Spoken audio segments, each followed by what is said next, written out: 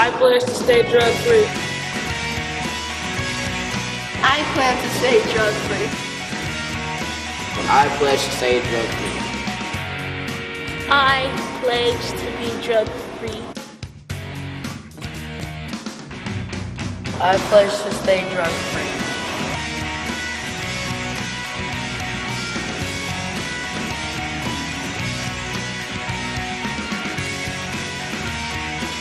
My name is Watson. And my name is Mariah. We're 12 years old. And we're representing Old Redford Academy Middle School. And we're here to talk about drugs. Drugs are very dangerous and unhealthy. And they can also ruin a relationship with your loved ones. Go talk to a family member, a friend, even a teacher, or you can go to a therapist, or if you need any extra help, you can go online and find all of those. Hashtag not worth it.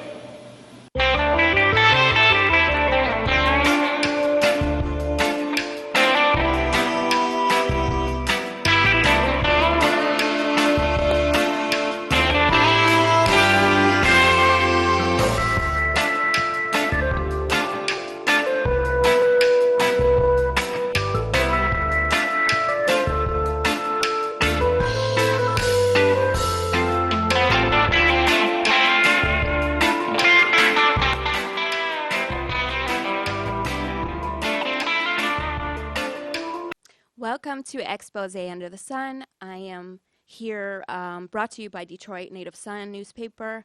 Valerie Lockhart is the publisher of the paper. My name is Suzanne Jarrett, better known as Chief Silent Storm, and I am here today with Kimar Brooks. I'm excited to have you on the show today. I love to highlight different leaders in the community doing different things, all the world changers, and I recognize you as being such. I appreciate that. Yes. So can you introduce yourself? Yes. So my government name is Rondre Kimar Brooks, but I'm commonly known as Key, or you can call me Kimar. It's my middle name. I'm a real estate broker and entrepreneur. Okay. Yep. Wonderful. What is the names of your companies and what exactly do you do? So the real estate brokerage is called New Way Realty Partners. We've been in the business for about a year and a half. Okay. I've been doing real estate for 7 years. Another company that I have is Skyline Realty Group, where I'm the associate broker there. We have Michigan Premier Property Holdings, Wow. and that's the real estate development aspect of what we do. We also have Property Rush, where we acquire low price acquisitions, whether they're commercial or residential, and we fix and flip those. Oh, that's major. So you're local. Yeah, I do some things locally, and as of right now, we've been expanding with some partners of mine that's overseas. So we've been acquiring buildings and multifamily properties in other states as well. Okay. I see you on the, I believe it is the real estate group. Can you say the name? On our Facebook group, that's how we met, really. Yep. Detroit Black Real Estate Investors. Yes, that's the one. group. That's the one. Yeah, so I'm active in there, and it's a good networking group. Anybody that's somebody should join that group on Facebook, and definitely We're their networking officially on. giving you a shout out. So Right. Who I don't even know who the admin is over I don't there, know but either. We should look into that Yeah. and definitely get them on the show because I see them doing a lot of great things and promoting our people. It's important to support each other. okay. And, we want to learn how to do this. I know I've made a couple real estate deals and it didn't go so well. So what could you offer as far as advice on how to get started if you want to get it? Is it wholesaling you actually do or? I've done some explain wholesaling, that? but typically I broker real estate deals. Honestly, the best advice is to read the contract. And then if you don't understand something, don't be afraid to use your best friend Google or just ask someone that's well-versed in the business. That would be the best way to get something accomplished if you're trying to do a real estate deal.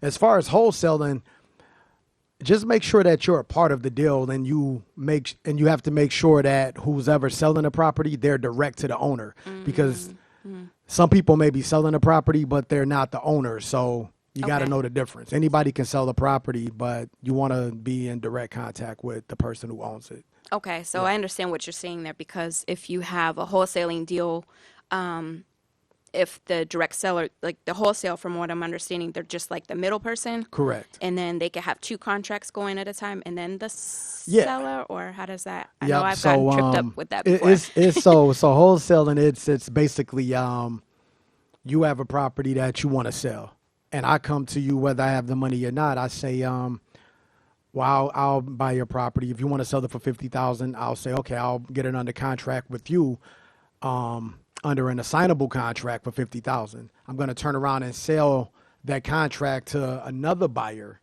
at a higher price. So I may tell them it's $75,000, and they're going to buy the property. I'm going to buy it from you. I'll make the difference of that.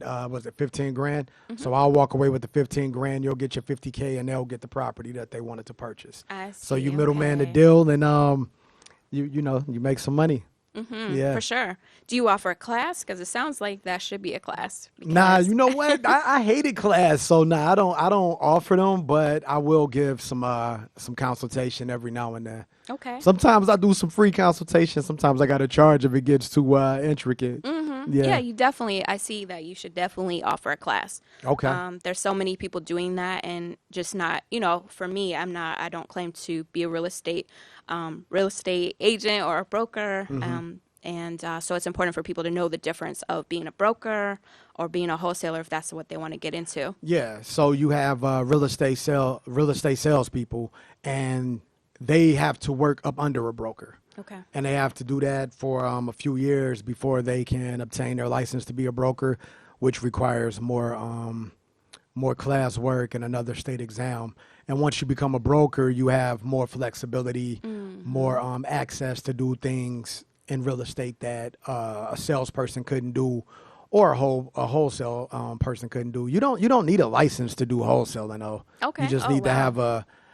have a network, and you have to be well connected. And I would say you have to at least start with some form of capital to acquire a property if you can't find it from like a hard money lender or a private lender.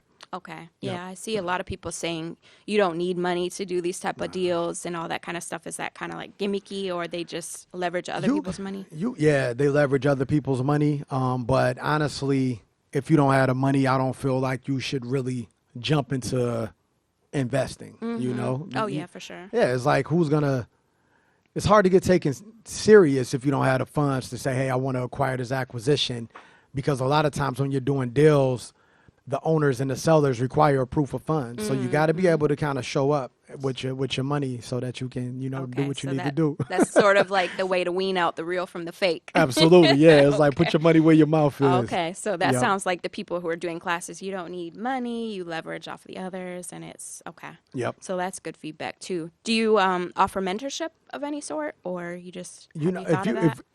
if you're my friend, if you're in my circle, I got you, Okay.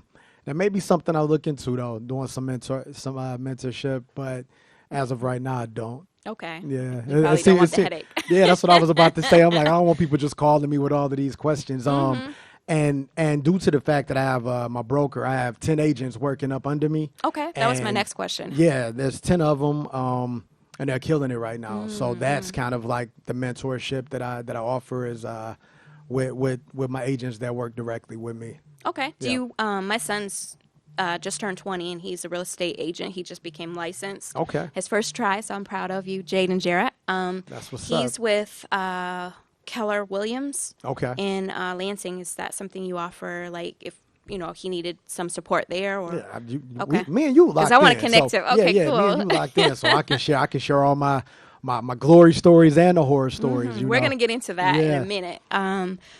So for what I'm doing in my networks, I do want to create a investment club. Okay. And so, going after these properties, because a lot of people are going through loss of homes and, the economy right now due to COVID or pandemic, it's been extremely hard. And so people can't even rent homes because they have evictions or, just fell on hard times. So I feel like we need to create something different than the credit type of setup. Yeah. And really help people to be sustainable in how they purchase a home and how they live for their families. Yeah.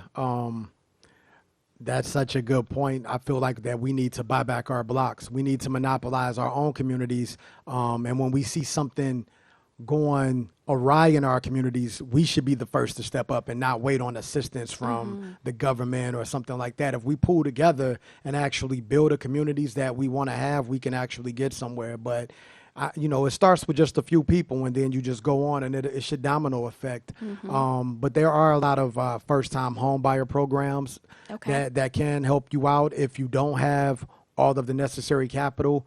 I believe Bank of America was doing a program where they were helping minorities obtain a home with no money down and no closing costs. Wow. Okay. I would say look more into it. I'm not sure about all of the ins and outs that Bank of America, what their interest is, but I would definitely look into it. Exhaust all possibilities before, if you're looking to buy a home, exhaust all your possibilities before you just give up, Oh, yeah, for sure. Yeah, because a lot of people are like, oh, my credit ain't good enough, or, I don't make enough. Just look into some things, and, you may be able to acquire your dream home. Oh, yeah, for sure. And I feel like young people especially need to be prepared with the credit and the setup of home ownership instead of being programmed to think they have to go into renting.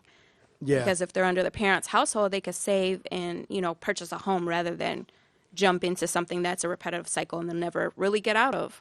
Because once you're paying a rent note, it's hard to save at the same time. I have so I look at things a little differently just because I'm inside. So me personally, I rent a condo for my personal residence, but I own property that other people live in. Okay. And that's always been my philosophy. I feel like if home ownership is great if that's the means to building a legacy. If you want to leave something for your kids or have that family home, where we used to call like Big Mama's house or something, I think home ownership is great in that aspect when you want the backyard for the kids to play in. But if you're a single person like me, if you're a single person like All me, the ladies are going to be calling in. Nah. But then, renting may be your choice. It may be something that's beneficial for you because I look at it like if you're renting, you don't have to deal with a lot of the things that come along with home ownership. That's true. That's a good point. See, if you want to pick up and go, you can just go. That's true. Yeah. And I guess, that's a good perspective to look at it. I guess if you have other sources to fund your condo rental living, then it makes Correct. sense as well. Yeah. I just feel like we should just own something. Yes. Whatever it is, just have some form of ownership, whether you're investing in stocks, put money in your 401k, life insurance, just have something that's yours. And then that's where the real power starts. Okay. And so sounds like leveraging in that. Absolutely. Okay. Well, Yeah. we're going to take a brief, quick break. And when we come back, we're going to dig deeper into Kimar and what he's up to. All right. Stay tuned.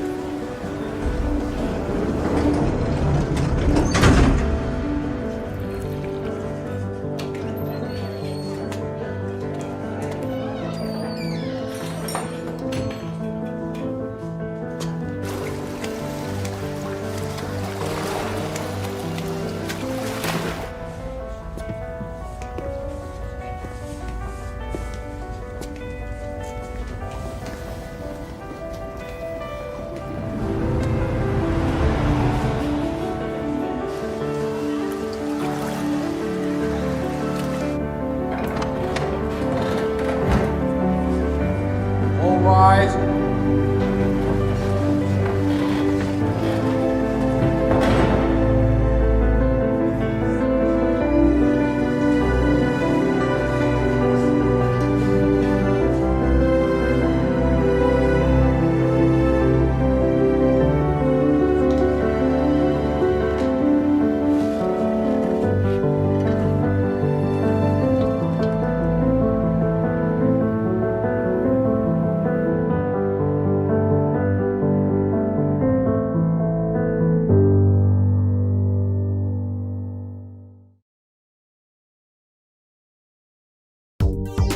Have you ever wanted your own TV show? Have you dreamed of showcasing your talent for the world to see? Well, now you can. Have your own TV show. You can have your own 30-minute show. Not only will you be seen in the Detroit area, but you can be viewed worldwide. Be seen on WHPR Detroit Live, Comcast Cable Channel 91, on the web at TV33WHPR.com, with the TV33 app, on Roku, Google TV, Apple TV, and on Amazon Fire TV. Act now. Time slots are limited. Sign up today and get a free replay with the purchase of your time slot. For more information, call 313-868-6612. Visit our studios and receive a free TV interview to promote your business, church, or organization by appointment only. Back to Exposé Under the Sun. I am Chief Silent Storm, and I have here with me Kimar Brooks. And we were just talking about, a little bit about the real estate game and what made you really want to get into it before we get, dig deeper. Oh, man, it's simple. I was broke. Oh. I was tired of working for somebody, having to ask when I could go to the bathroom, when I can go on vacation. Managers writing me up, and I didn't have any money, and I had a daughter to support. So that right there, it's a quick story. I ended up getting a settlement check. I got into an auto accident some years back, and I got a $12,000 settlement check. I took that check and didn't know anything about real estate, but I bought a property, fixed it up, started renting it out. And then I was broke again, but I had ownership. I had a property, and I was getting some monthly residual money. And the agent that helped me acquire the home, she said that I would be good at real estate. She said I had a good personality. Hey, Sean. You definitely do. And I went for it. Wow. I took the class, and I didn't even realize how smart that I was. It's that fear. Like, man, I ain't been in school. I ain't did no classes, and I passed. And it's survival. You have no choice. You got to grind it out. Yeah. And oh my gosh. Tell us about that journey. I know you left corporate 5 years ago? 5 years ago. From working for someone. Yep. What was that journey like? That's really what I love to highlight, because us leaders, we get so caught up in the success of it. We don't hear what it costs you, and I know it costs you something. Yeah, so it was actually, I got forced out. I got fired. Later on, they let me resign, though. But I got fired from, I was working at a casino, and they let me go. And the crazy part is I was just doing overtime, and they let me go because of something with some other people. And at that moment, I was already doing real estate. I've been in real estate probably 3 years. So I was seeing some success. But corporate is that safety net. You know what I mean? I think it's a false sense of security. Yeah. I'm like, I got benefits. I know this money's coming every 2 weeks. But by the time I got let go, I was so on my bag with real estate that I was closing deals in the bathrooms. You know what I mean? I was kind of neglecting. That kind of I was neglecting corporate. So when I got let go, it was like, okay, it was that whoa, what am I going to do? So I remember getting on the computer. I had some money saved up, but I remember getting on the computer looking at Lyft and Uber, I'll do that. Oh, yeah. But I was like, nah, you got to. That probably wasn't out yet. Yeah. I was like, you know what? I gotta step up and do this. I was like, if I'm a boss, I got to be a boss all the way. Absolutely. And I had a food truck. So I was running a food truck, and then it opened up so many more opportunities for me not to be stuck in a place for 8 hours a day, that I was able to just utilize my network and my platform a lot better. And I really began to take off. And that's when I was like, yo, the opportunities are endless. Oh, for sure. For sure. Once you get past that fear, it's kind of, I don't know, it's really exciting because you don't have that 9 to 5 that you're locked into, and you have to, like you said, you have to ask for permission to even use the bathroom, vacation. I was there, and it was horrible. After I took a year off and worked for myself, I went back because I got scared because I had 4 children I had to take care of, and it was like, oh man, I made a mistake. I should have stayed off.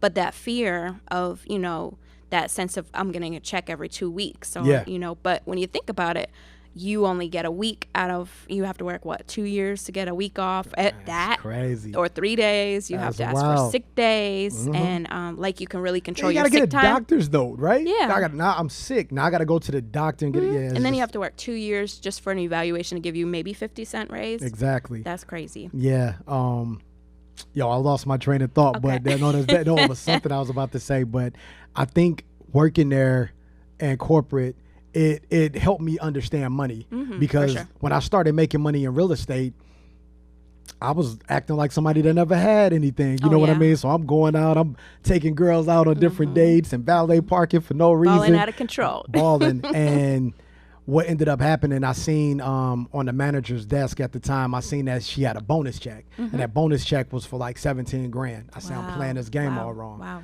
Because I look at money is a tool to get more money. That's just how I look at it. I'm like, your money should be working for you. Oh, for sure. So once I began to start educating myself on the different opportunities that money could provide, it was on then. Then I began to stack and then start investing more, and then I'm watching the money pile up, and I never switched my lifestyle up. So the same apartment that I was living in at the time, I drove my car was always decent, but I didn't do anything differently. Like I didn't acquire more liabilities once I started making money. I just And that's saved. really key. Yeah, I saved, and I was prepared for when opportunities came forward.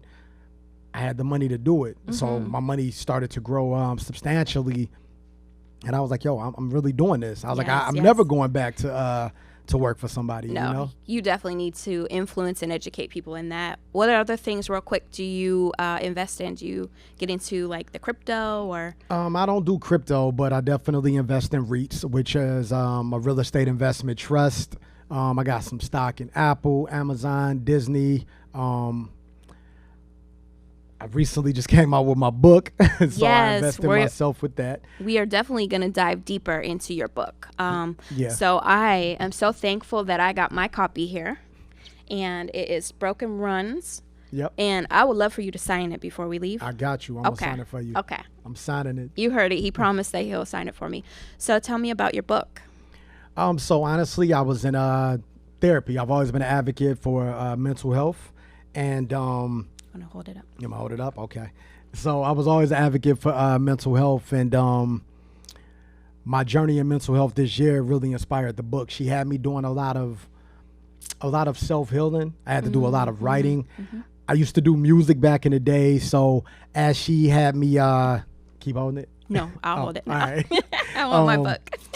As she had me doing writing and just doing different assignments and exercises, it inspired me to just start writing a book. I'm like, yo, what I'm writing about is pretty good, and I always feel like I can tell the hell of a story. And it turned into a book, and I self-published, but I got major distribution. The reason I self-published is because I wanted to get it out. You know, yeah, I'm like, if I went with the publisher, I would have had to wait a couple years and wait, be on their terms. And I love the fact of doing things on my terms. So I put it out. I feel like I had a big enough network and platform. It's been selling out. It's been doing really well. The reviews are good. So tell us about it. What's it about? What is your story? It's it's a specific story. So the story is about what it took for me to get to where I am now. You know, like all of my misfortunes and relationships. It talks a lot about my relationship with my biological father, who wasn't really a major part of my life, but in hindsight, he was, because it sparked something in me to go out and be, a better man. It's about hope. It's a very inspirational book. Like if you're down on your luck, it's for the underdogs. Yeah. Like the dedication inside the book is dedicated to the reader. Wow. That's how I dedicated it. Yeah. And it talks about me, fatherhood, so it's just it's a good book. It tells a specific story. It's not like autobiographical, like about my entire life, but just the significant moments in my life where it was like, hey, I need God, I need some money, I need some love, and I need a lot more ambition. So that's pretty much the gist of the book. I love it. Okay. Yep. I have so many other questions, but we can talk off camera. Okay, no, cool. So how can they get a copy of your book? If you contact information, your website, or how can they get a copy or get a hold of you? Yep, it's available everywhere. Broken Rungs is available on Amazon, your Kindle, Barnes & Noble, Kobo, anywhere. Target, you can get Broken Rungs. And if you're trying to get a hold of me, I'm everywhere. You ain't never there. But no, I'm on Facebook at Kemar Rondre Brooks, Twitter and Instagram at Brooks Realty 365. And if you're looking for real estate opportunities, you can visit newwaydetroit.com. Awesome. Okay. Well, I see a few things that we can work on. Definitely, we're connected for sure now. Absolutely. I see like a book signing. Yeah, definitely. I see mentorship, because we definitely need that. I definitely need that because I want to learn more on how I can support the community better. Okay. And I think it's, all of the things that we've been through. even with the inspiration support, you touched on mental health. That's like, It's huge. it's huge. My father committed suicide 6 years, and it really had me reprogram how I thought about life and myself. And it's something that people don't want to talk about, but we Yeah. need to, honestly, especially after pandemic. Absolutely. And it's like we need to create that safe platform to be able to talk about and be open and candid about what we went through and what it took to get here and stay here. Yeah, that's pretty much it. It's sustainability, financially, mentally, and physically. That's what the whole game is. I feel like that's the key to life, sustainability. for sure. You know? Okay. Any questions you have for me? Nah, but we could continue this conversation Okay, off yeah. camera. We had a lot to say way before. Hopefully and, over some lunch. Okay. All right, Okay. let's I'm do some game for lunch. that. Definitely. Yes. So we will be closing in a minute. Is there anything else that you would like to say or share? Do you have any upcoming events or real estate deals? I would like to tell anybody that if you're going into business for yourself, don't focus on the money, focus on the brand. If your brand is strong, the money will follow. That's excellent. Excellent advice. Thank you. Yep. So we will be back in 2 weeks. Okay. I do look forward to carrying out this conversation and having, more of a mastermind or real talk with different people and, planning some events going forward. We do a lot with Detroit Connect Society and American Indian Nationals. Those are my companies. And, just sharing what we have going on and working together. All right, sounds good to me. Okay. All And if anyone would like to be on the show, you can get a hold of Valerie Lockhart. And the call-in number is 313-868-0342. Or you can call 313-868-0351. You are on WHPR Expose Under the Sun. I am your host, Chief Silent Storm. And Darwin will be back next week. Until then, we will see you soon, and we're signing off. All right.